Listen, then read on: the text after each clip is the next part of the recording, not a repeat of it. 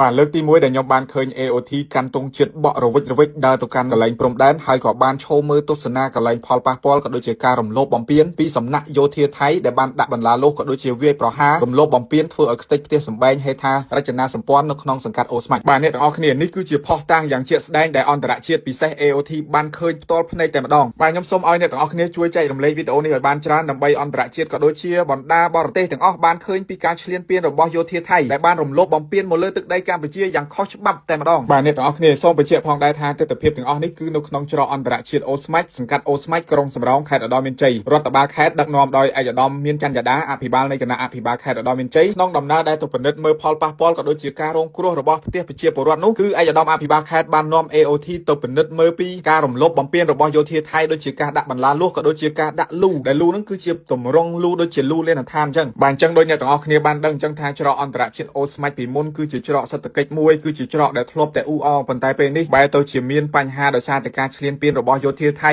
បាទហើយផ្ទះសម្បែងរបស់ប្រជាពលរដ្ឋនៅទីនោះក៏ត្រូវបានស្ងាត់ក៏ដូចជាកន្លែងខ្លះខូចខាតអស់ផ្សារបែរជាគ្មានមនុស្សនៅឆេះខ្ទេចខ្ទីនេះគឺជាការបំផ្លិចបំផ្លាញរបស់យោធាថៃមកលើប្រជាពលរដ្ឋស្លូតត្រង់ក៏ដូចជាការរំលោភយ៉ាងខ្លាំងមកលើដែនអធិបតេយ្យភាពរបស់កម្ពុជាបាទអញ្ចឹងតាមរយៈវីដេអូនេះសង្ឃឹមថាបងប្អូននឹងបានចែករំលែកបន្តដើម្បីឲ្យពិភពលោកក៏ដូចជាបរទេសនានាបានដឹងពីទង្វើដ៏ខុសខើទង្វើស្រេកឃ្លានមួយនេះឲ្យបានដឹងថាកម្ពុជាបានរងគ្រោះដោយសារតែការឈ្លានពានរបស់យោធាថៃប្រទេសកម្ពុជាប្រកាន់ភ្ជាប់នូវសន្តិភាពប្រទេសកម្ពុជាប្រកាន់ភ្ជាប់នូវគោលការណ៍ច្បាប់ដូចអ្នកទាំងអស់គ្នាបានឃើញហើយបន្លាលោះវាបានយកមកដាក់រំលោភបំពានលើទឹកដីកម្ពុជាបាទខ្ញុំបាទពិតជាអរគុណ AOT មែនទែនដែលបានមកមើលទស្សនវិជ្ជាជាក់ស្ដែងក៏បានឃើញថាភាគីថៃបានរំលោភបំពានមកលើទឹកដីកម្ពុជាពិតប្រាកដមែនព្រោះកន្លងមក AOT ធ្លាប់ទៅដល់មាត់ច្រកប៉ុន្តែមកលើកនេះគឺមិនអាចទៅដល់មាត់ច្រកបានដោយសារតែថៃបានរំលោភបំពានបាទទាំងនេះគឺជាភស្តុតាងយ៉ាងច្បាស់តែម្ដង